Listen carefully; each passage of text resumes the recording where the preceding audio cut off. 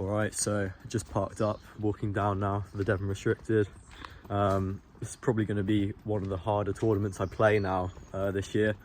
There's no limit on the grading, so you've got players as low as H grades playing and as high as B grades, I think, in the singles today. So yeah, I don't think there's going to be many easy games, and I'll be happy to win a couple matches, to be honest. I think there's going to be some tough opponents.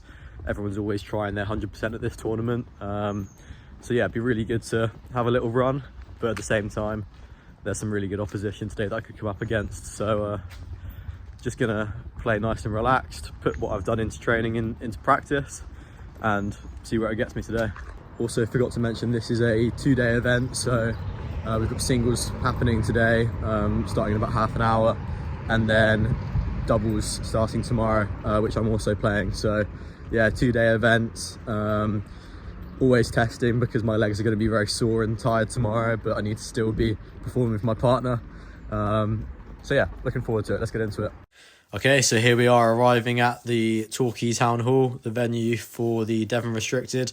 If you've not played here before, very iconic, got its golden lights, which have made the hall have a very different look and feel to most badminton halls. It takes your eyes quite a while to adjust to these lights. There's also these ones behind the court that you can see, which, yeah, you just completely lose the shuttle in. But yeah, that being said, it's a nice hall to play in, flies really well, floor's great. So, and it's got a lot of history as well. So yeah, the people love playing here. So first round opponent here is a guy called Zach Flanagan. I'd not played him before. He's one of the Devon juniors. Didn't really know anything about his game, but knew he was one of the Devon juniors, and that added some pressure, right? Not pressure because I thought he had a really good chance of beating me, but pressure because I'm definitely expected to beat a player like this. So yeah, a few mistakes in the early part of this game, but then was able to find a bit of rhythm. Found the corners of the court quite well and the flight of the shuttle, and yeah, also found that he didn't feel too confident out of his deep backhand corner. You'll see through this match I kind of take advantage of that, either lifting or re-lifting to that corner was working really well for me. So that was something I did throughout the match as kind of a tactic to fall back on. But yeah, Zach played some really good rallies. Made me work for a lot of points, but then equally just made a few too many mistakes and didn't quite have the strength out of that backhand corner to get him out of trouble. And then yeah, was able to end up taking the first set 21-12, which doesn't sound close, but first half of this game was quite close. It was a bit back and forth. Both of us kind of feeling the nerves and wanting to get a feel for the shuttle, but yeah, a good first game nonetheless. Then a nice rally in the second. I was really trying to be proactive around the net this game. You can see, trying to take everything early, kill where I can. I don't play a lot of net kills in my style, but yeah, just wanted to kind of intimidate at the net, make it hard to play back, and I think it worked quite well. A few really nice longer rallies in here. I found kind of holds worked really well against Zach, either a hold and net or a hold and flick, just to disrupt the rhythm and the pace a little bit. But again, taking the net well. Really happy with how I played here. 21-10 in the second, so 12-10 the score lines, and yeah, really happy to get the win under my belt and move on to the next round. This tournament was straight knockout as well, so that adds a little bit of pressure. So second round match was against another Devon junior called Austin. Heard a lot about Austin, seems to be quite highly thought of. Not played him or seen him play much before.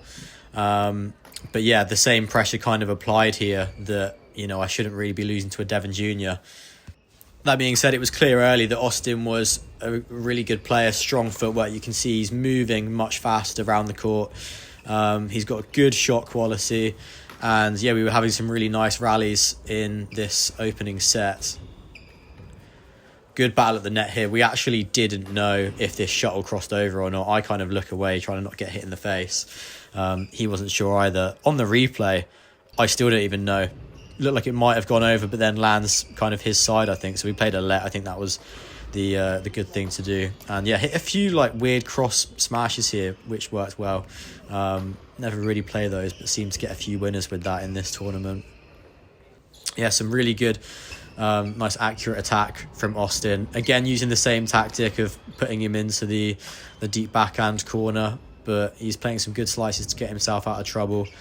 But yeah, kind of stuck with that tactic of trying to play to the backhand, and kind of expose that as a bit of a weakness in this match. And just let a few mistakes creep in here, and knew I just need to kind of tighten things up. Austin also was making a few mistakes, maybe nerves on both sides. And yeah, that was kind of the difference in the end. A few shots in the net from Austin, ended up taking the set 21-17, so much closer in this one. Again, kind of reverted to some of the same tactics, found that the holds were working well just to disrupt the rhythm. But you can see here, Austin, sometimes playing a really great, almost perfect attacking shot, and then some easy mistakes in there as well. So if he could just tighten up some of those mistakes, I think he could have, really challenged me in this match. This second set, I got off to a really good start, felt much more confident, and yeah, it was, I was up by quite a bit at the interval. But then, as it's so easy to do, kind of took my foot off the gas a little bit, and yeah, let him make a little bit of a comeback, and ended up getting a little bit closer in the second half. This is match point here in the second set, and get a little bit of luck off the top of the tape there, and end up winning this set 21-15. So 17-15 the scorelines. Really good match, and yeah, one that I'm happy to come through. So then into the quarterfinal here, playing against my friend Alistair Prades, known for being just a super deceptive player and a really strong player on his day.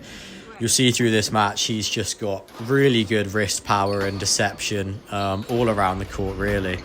So I was really cognizant of that going into this match, and thought process was to try and not play the net too much, push away from the net, push deep into court, and try to cut off some of those deceptive shots a little bit more. But a really, really tough start to the match, to be honest, and Alistair catching me out with loads of deceptions. Here you can see just kind of running me ragged around the court.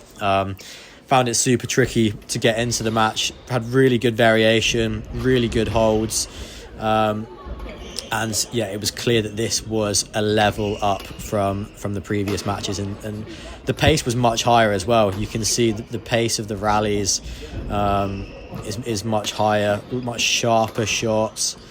And yeah, Alistair, you can see even on defence, just kind of crossing like it's no problem. Here, just sending me to the shops, his deception is no joke, guys. He was playing really well on this day, and quite often just completely wrong-footed me and broke my ankles. I think after a rocky start, we ended up having some better rallies, some slightly longer rallies. But you can see that, a 50-50 rally, he could just swing all the way in his direction with a good deception. And he ended up taking the first set to 11. So, yeah, not particularly close in the end. But yeah, I went into the second set really determined. Wasn't too sure what I should be doing in order to try and get the better of Alistair. It felt like he was a bit of a brick wall in that first set. But yeah, just kind of trying to make him win the points where possible, and trying to cut down mistakes, as is a common theme with my game at the minute. And yeah, able to punish a few loose shots from Alistair, but really there wasn't many. Even when he was in trouble, he was able to find a little flick or a little cross there to get him out of danger.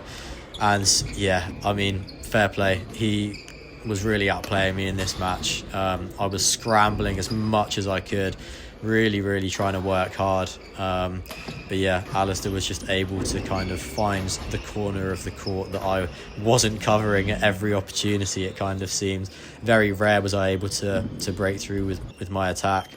And the backhand was ridiculous as well. A couple winners in a row here. Clearly just a real strength of his as well. So again, Alistair definitely up at the interval here, maybe slightly closer in this second set. But you can see I'm always on the back foot in these rallies.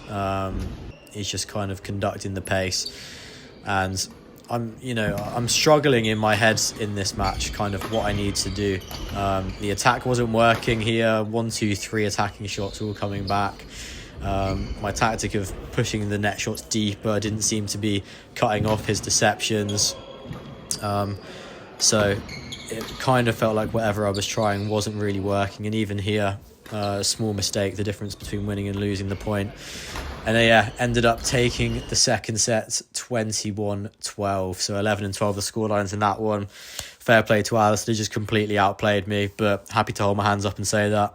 So that's it for my singles run at the Devon Restricted. Make sure you come back for the next video, which will be day 2 of doubles.